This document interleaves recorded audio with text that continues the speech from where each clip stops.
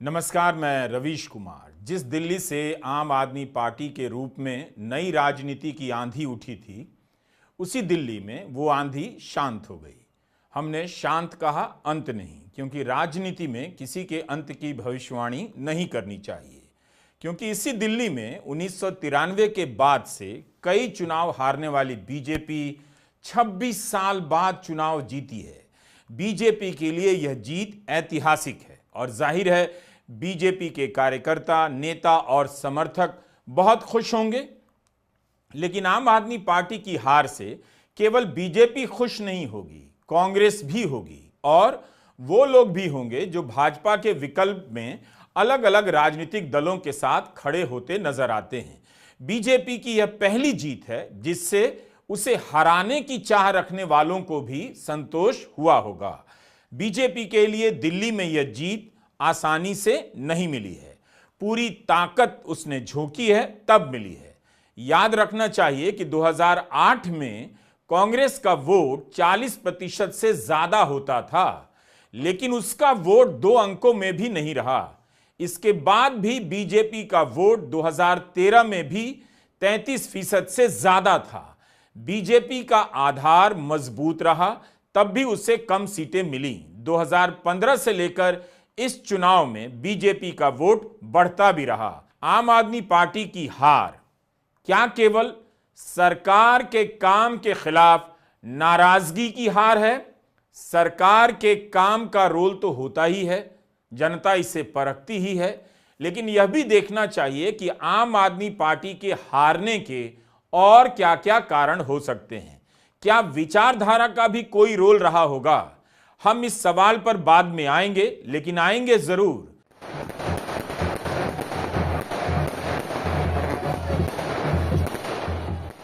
सत्ताईस साल बाद दिल्ली में बीजेपी की वापसी हो रही है। बीजेपी के लिए यह बड़ा सियासी लम्हा है। 2014 में मोदी लहर थी और उस लहर के दौरान 2015 में जब विधानसभा के चुनाव हुए, दिल्ली की जनता ने दिल्ली के लिए बीजेपी को नहीं चुना।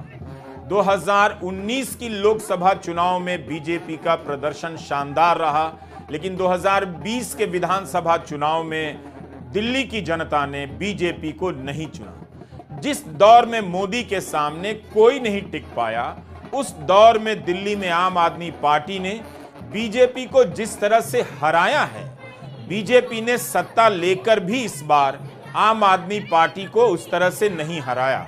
2015 में बीजेपी को दिल्ली में 3 और 2020 में 8 सीटें आई थीं। 2020 के मुकाबले बीजेपी का वोट प्रतिशत 7% बढ़ा है और आम आदमी पार्टी का करीब 10% घट गया है। सोचने की बात यह है कि 2024 के लोकसभा चुनाव में नरेंद्र मोदी कमजोर तो पड़े, मगर उस स्थिति में केजरीवाल की पार्टी चुनाव हार गई। 27 साल बाद बीजेपी की दिल्ली में सरकार बनेगी और 2013 के बाद दिल्ली में केंद्र और राज्य दोनों में एक पार्टी की सरकार होगी। इसके पहले यूपीए के समय केंद्र और दिल्ली में एक पार्टी की सरकार थी, अब बीजेपी की होगी। बीजेपी को हर तरह की सीटों पर जीत मिली है दिल्ली में। 2013 के चुनाव में बीजेपी को 33% वोट मिला। 2015 में मामूली गिरावट हुई, मगर तब भी तकरीबन 1/3 वोट बीजेपी के पास रहा।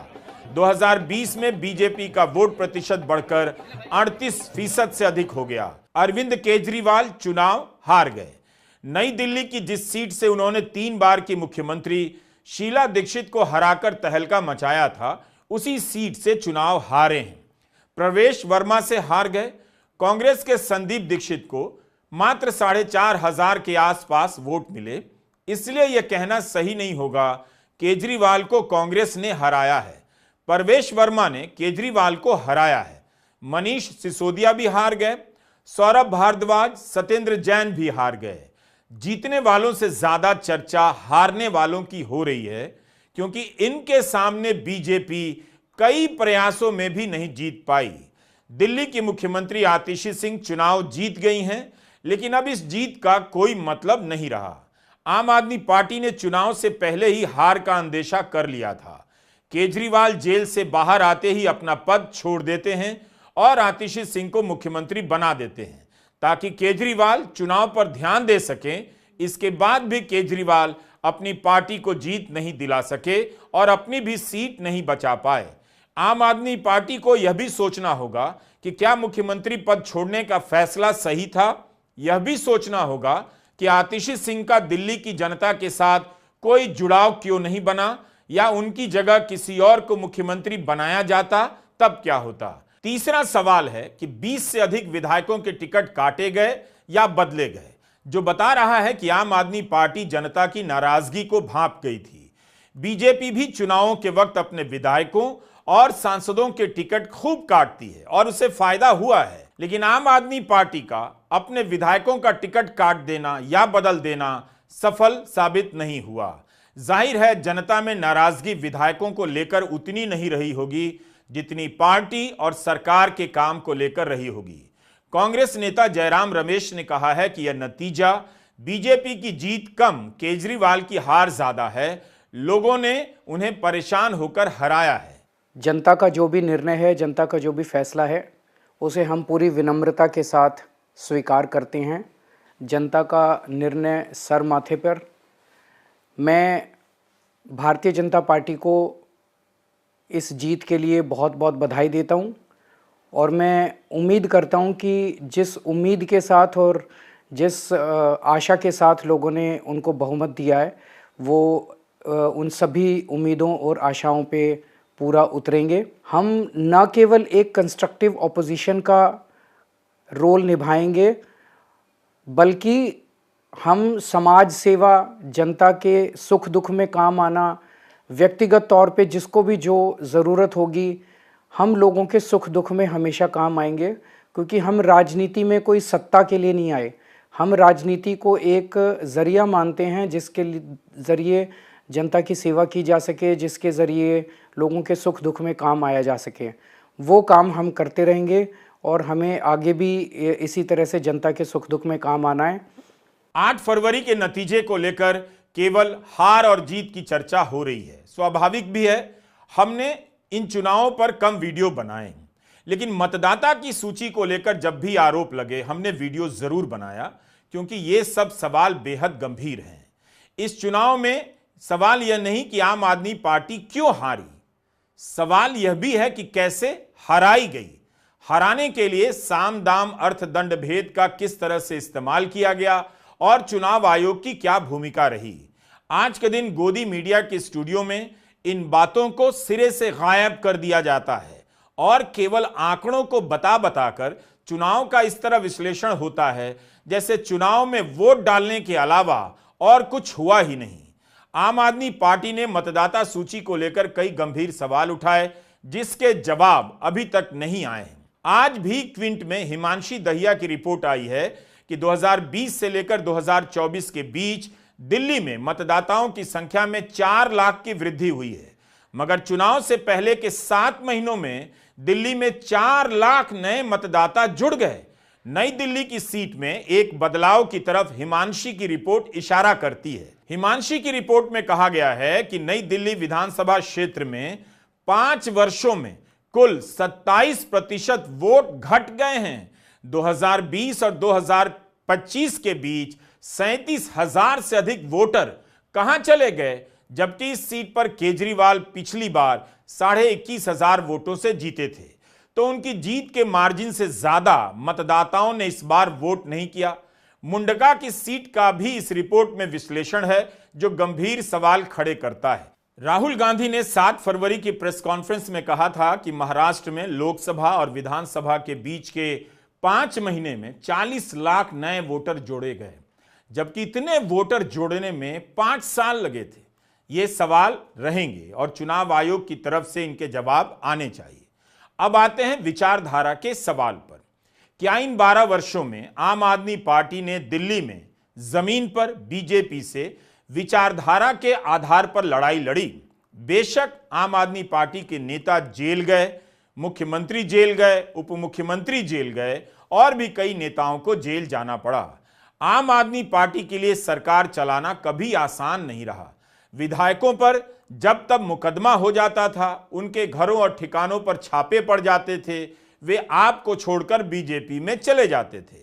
अभी कहा जा रहा है कि आम आदमी पार्टी टूट जाएगी, यह कोई बड़ी बात नहीं है। जब आप जीत रही थी तब भी वो टूट रही थी और तोड़ी जा रही थी। आम आदमी पार्टी ने भी खुद से प्रशांत भूषण और योगेंद्र यादव को निकाला, लेकिन तब भी योगेंद्र यादव और प्रशांत भूषण ने सिद्धांतों के आधार पर छापों और गिरफ्तारियों का विरोध किया। यह सब हुआ, लेकिन राजनीतिक चर्चाकारों और वोटर के एक बड़े हिस्से के मन में जो संदेह उभरा था वह दूर नहीं हुआ। वो आम आदमी पार्टी को आरएसएस की छाया से निकलने और चलते रहने वाले संगठन के रूप में देखने लगा। शुरुआत में इस बात की परवाह उन लोगों ने भी नहीं की जो देश में नई राजनीति की धारा चाहते थे, लेकिन 2014 के बाद से आरएसएस का सवाल बड़ा होने लगा, खासकर तब जब भारत जोड़ो यात्रा के दौरान और उसके बाद राहुल गांधी आरएसएस को लेकर सीधा हमला करने लगे।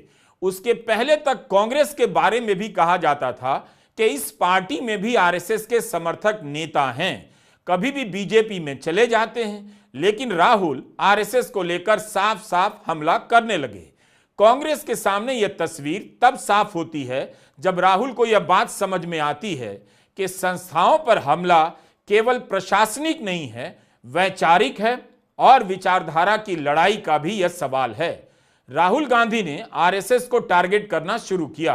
कांग्रेस ने कभी इस तरह से खुलकर आरएसएस का नाम नहीं लिया, बल्कि आरएसएस का ज्यादा बड़ा विस्तार कांग्रेस के जमाने में ही हुआ। राहुल गांधी को पता था कि आरएसएस से लड़ने के लिए उनकी पार्टी के पास संगठन नहीं है और नेता भी नहीं है। उल्टा उनकी पार्टी टूट जाएगी या बिखर जाएगी, क्योंकि उनकी पार्टी के कई नेता हिंदुत्व के किसी और रूप की राह पर चलने की इच्छा रखते थे। ऐसी स्थिति में राहुल ने अपनी लाइन खींच दी कि कांग्रेस के सामने केवल बीजेपी नहीं, आरएसएस भी दुश्मन है। अब राहुल कभी आरएसएस से लड़कर जीत पाएंगे या नहीं, यह अलग सवाल है, लेकिन आरएसएस से लड़ाई का ऐलान राहुल ने कर दिया है। कम से कम भाषणों में आरएसएस का नाम लेकर साफ साफ बोलते हैं। मगर इसी दौरान केजरीवाल मोहन भागवत को पत्र लिख रहे थे, अपील कर रहे थे। केजरीवाल आरएसएस से लड़ रहे थे या नहीं, लेकिन उनकी पार्टी के उभार के पीछे, खासकर अन्ना आंदोलन में आरएसएस का क्या रोल था, यह सवाल अनुत्तरित है। कई साल तक यह सवाल पीछे चला गया, लेकिन इस बार मुखर हो गया था। फिर से चर्चा होने लगी, लेकिन आम आदमी पार्टी ने इसे तवज्जो नहीं दी। उसके प्रति जो समर्थन था उसमें दरारें इस कारण से भी पड़ी हैं। कोविड के समय तबलीगी जमात को लेकर प्रोपेगेंडा चला, खूब प्रोपेगेंडा हुआ।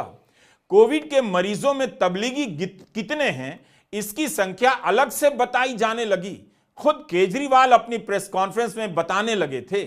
इसे लोगों ने याद रखा और जंगपुरा से सिसोदिया हार गए, क्योंकि उसी क्षेत्र में तबलीगी जमात का सेंटर है, मरकज जिसे कहते हैं। यही नहीं, दिल्ली दंगों के समय आम आदमी पार्टी की भूमिका को लेकर भी लंबे समय तक संदेह बना रहा, सवालों के बादल मंडराते रहे। आपने कभी भी गिरफ्तार लोगों के लिए आवाज खुलकर नहीं उठाई। इससे हुआ यह कि जो तबका बीजेपी को हराने के लिए आम आदमी पार्टी को कांग्रेस से बेहतर दावेदार मानता था, वह उदासीन हो गया, किनारा भी करने लगा। क्योंकि इन 10 वर्षों में देश के सामने राजनीति की सच्चाई बदल गई। खुद आम आदमी पार्टी ने लोकपाल का नाम लेना बंद कर दिया। पूरे 10 साल आम आदमी पार्टी बीजेपी से लड़ती रही, बीजेपी के हमले भी सहती रही, लेकिन तब भी वह इस भ्रम को दूर करने में सफल नहीं हुई। लेकिन अब उसे बताना चाहिए कि उसके आंदोलन के पीछे आरएसएस का क्या रोल था, विवेकानंद फाउंडेशन का क्या रोल था, अब वह संघ को किस नजर से देखती है, आगे कैसे देखेगी। क्योंकि ऐसे कई लोगों को लिखते और पूछते हुए मैंने देखा है जो इन खतरों को भी ठीक से समझते हैं कि किसी मुख्यमंत्री को जेल में डालना, किसी सरकार के तमाम अधिकारों को छीन लेना कितना खतरनाक होता है। लोकतंत्र का खतरा उनके सामने काफी बड़ा खतरा है। तब भी वे लोग आम आदमी पार्टी पर यकीन नहीं कर पाए और इस बार चुप हो गए या खिलाफ में बोलने लगे। ये लोग कांग्रेस के पक्ष में नहीं बोल रहे थे, बीजेपी के पक्ष में नहीं बोल रहे थे, बल्कि आम आदमी पार्टी को लेकर चुप हो गए। इन लोगों का सपोर्ट आम आदमी को 2 चुनावों में मिला, इस बार नहीं मिला। बीजेपी ने आम आदमी पार्टी पर निर्ममता से हमला किया और आपने भी खूब मुकाबला किया। पार्टी टूटी मगर बची भी रही। तब सवाल उठता है कि आम आदमी पार्टी विचारधारा की जमीन दिल्ली में क्यों नहीं तैयार कर सकी? क्या यह बड़ी बात नहीं कि इतने हमलों के बाद इस पार्टी को अब तक मिट जाना चाहिए था, लेकिन यह पार्टी टिकी रही। हारने के बाद भी दिल्ली में मुख्य विपक्षी पार्टी बनी है। हमारा सवाल दूसरा है। हमारा सवाल है कि क्या आम आदमी पार्टी ने दिल्ली के वोटर को केवल हिंदू वोटर समझकर गलत किया, केवल बीजेपी का वोटर समझकर गलत किया? ज्यादातर वोटर तो कहीं भी हिंदू ही हैं। मेरा मतलब बीजेपी के हिंदुत्व का वोटर समझने से है। क्या केजरीवाल यह नहीं देख पाए कि दिल्ली में उन्हें वो लोग वोट करते हैं जो बीजेपी को हराना चाहते हैं? केजरीवाल को लगा कि दिल्ली का वोटर राजनीतिक मिजाज में एक ही है। दिन को वह बीजेपी को वोट करता है, दोपहर में आपको। लेकिन बीजेपी ने कभी इस तरह से नहीं देखा और स्वीकार नहीं किया। आपको राजनीति के मैदान में कभी चैन की सांस बीजेपी ने नहीं लेने दी और नतीजा यह हुआ कि लड़ते लड़ते केजरीवाल भी वही करने लगे जो बीजेपी करती थी। उनकी भाषा भी बदल गई और उनके राजनीतिक कार्यक्रम भी। तीर्थ यात्रा कराने लगे, आरती करने लगे, बजरंगबली को आराध्य बनाया।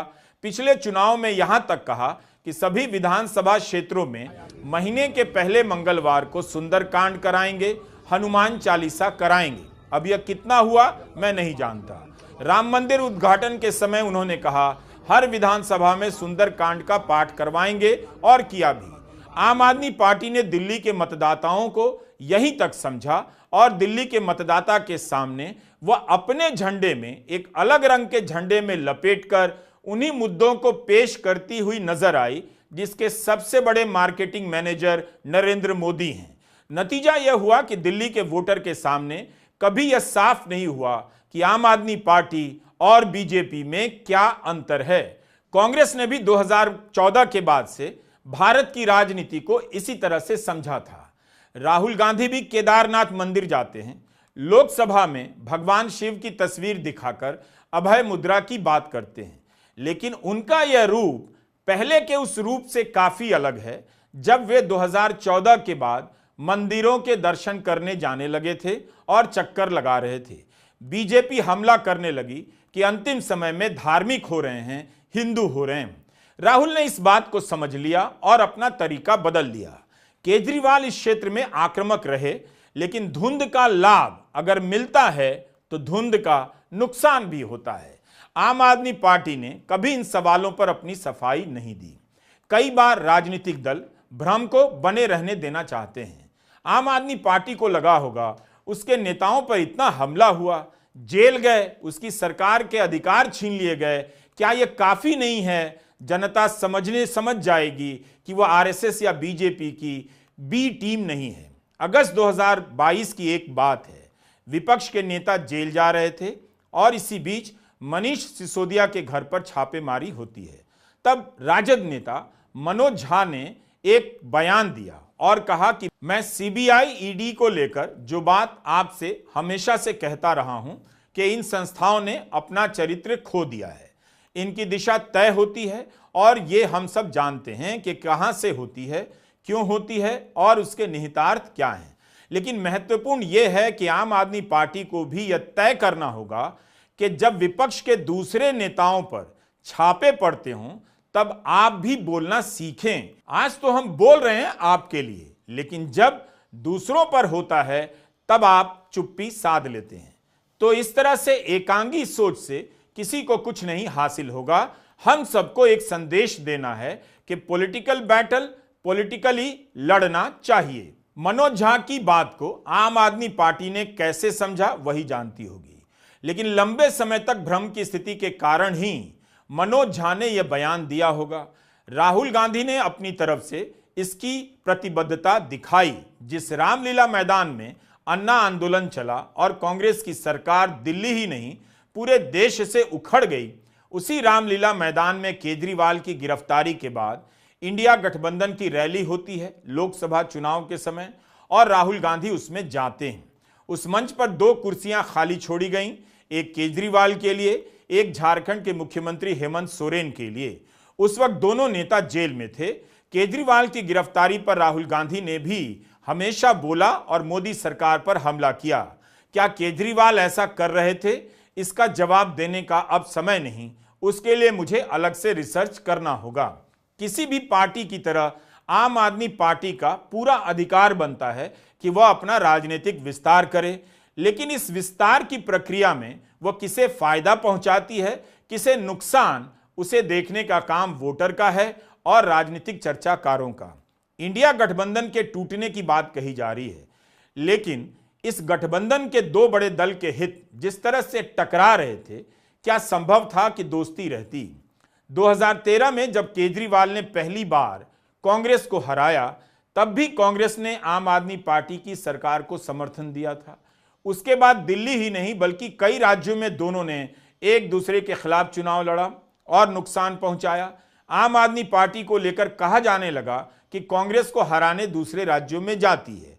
2024 के लोकसभा चुनाव में आम आदमी पार्टी और कांग्रेस ने मिलकर चुनाव लड़ा, मगर इस बार आपने अपनी तरफ से 70 उम्मीदवारों का ऐलान कर दिया। जाहिर है गठबंधन की गुंजाइश नहीं बची थी। इंडिया गठबंधन को केवल दलों के गठबंधन के रूप में नहीं देखना चाहिए। इस गठबंधन के मूल में, बुनियाद में एक सवाल है, विचारधारा का सवाल, और वह सवाल आरएसएस और बीजेपी से बिल्कुल अलग है। अगर आप इस गठबंधन को विचारधारा की नजर से नहीं देखते हैं, विचारधारा में स्पष्टता की नजर से नहीं देखते हैं, तब फिर आप इंडिया गठबंधन को पूरी तरह से नहीं देखते हैं। कई बार नेता काम की राजनीति के नाम पर विचारधारा से बचने की कोशिश करते हैं, हर दल के नेता करते हैं, लेकिन क्या केजरीवाल दिल्ली में विचारधारा की अलग जमीन बनाते तो और बात होती। राजनीतिक विचारक इस प्रश्न पर सोचेंगे और मुझसे बेहतर जवाब देंगे, लेकिन यह सवाल है कि क्या केजरीवाल ने दिल्ली की जनता को ठीक से समझा? उसे दिल्ली का वोटर समझते तो क्या अलग नतीजे होते? कहना मुश्किल है। यह सही है कि दिल्ली में बीजेपी का आधार काफी मजबूत रहा है, तब भी बीजेपी 3 बार शीला दीक्षित से नहीं जीत पाई। अगर दिल्ली में बीजेपी का आधार इतना बड़ा था, तब बीजेपी शीला दीक्षित को क्यों नहीं हरा सकी? किसी के पास इसका जवाब नहीं। 2015 में क्यों नहीं हरा सकी आम आदमी पार्टी को बीजेपी, जिस कांग्रेस को एक नई बनी पार्टी ने पहले ही चुनाव में आसानी से एक झटके में हरा दिया था? इस बार केजरीवाल उतने स्मार्ट नजर नहीं आए।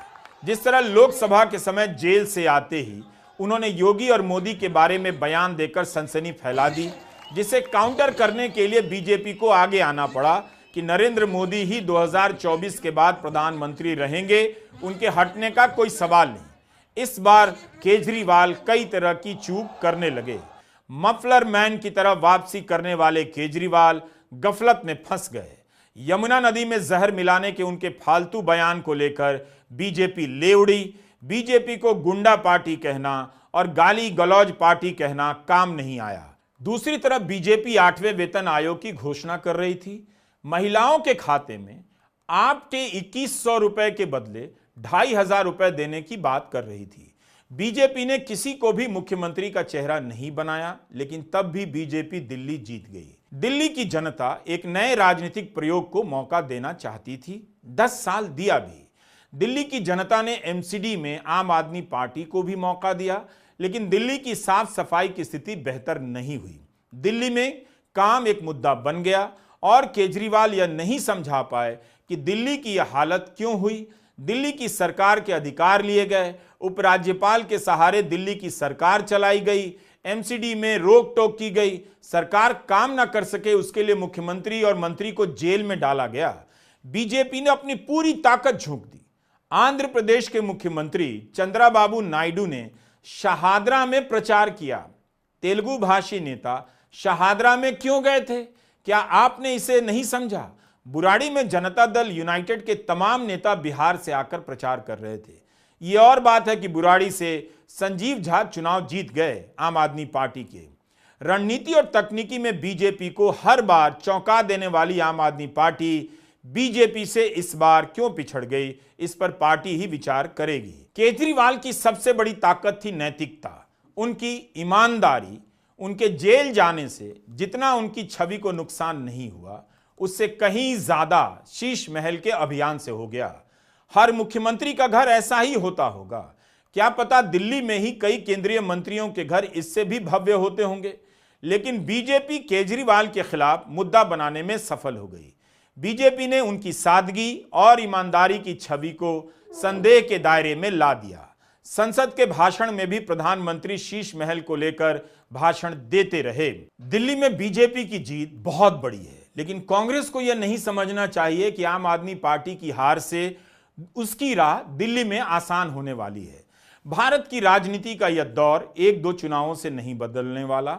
आम आदमी पार्टी को यह समझना चाहिए कि उसकी हार कांग्रेस के कारण है, तब भी उसे बताना चाहिए कि कांग्रेस को फिर क्या करना चाहिए था। जहां कांग्रेस चुनाव लड़ती है, क्या वहां आम आदमी पार्टी को चुनाव लड़ना चाहिए था? आम आदमी पार्टी के बड़े नेता उतने मार्जिन से हारे हैं जितने कांग्रेस के उम्मीदवार को वोट मिले हैं। लेकिन इस तरह से तो गुजरात, हरियाणा या कहीं भी आम आदमी पार्टी के कारण कांग्रेस के उम्मीदवारों को हारता हुआ दिखाया जा सकता है। हार और जीत को आप इन्हीं सब बातों तक सीमित नहीं रख सकते। इन सब के बीच में उन नेताओं के बारे में सोचिए जो पैदा होते हैं कांग्रेस में, चले जाते हैं आम आदमी पार्टी में, वहां से निकलकर चले जाते हैं बीजेपी में। वो राजनीति को कितना बेहतर समझते होंगे, इतना बेहतर समझते होंगे, कहते होंगे कि इन विद्वानों को विश्लेषण करने दो, विचारधारा क्या है, मुद्दा क्या है, संविधान क्या है। अपना मतलब इससे है कि समय पर पार्टी बदलते रहो, कभी इस पार्टी से कभी उस पार्टी से विधायक बनते रहो। नमस्कार, मैं रवीश कुमार।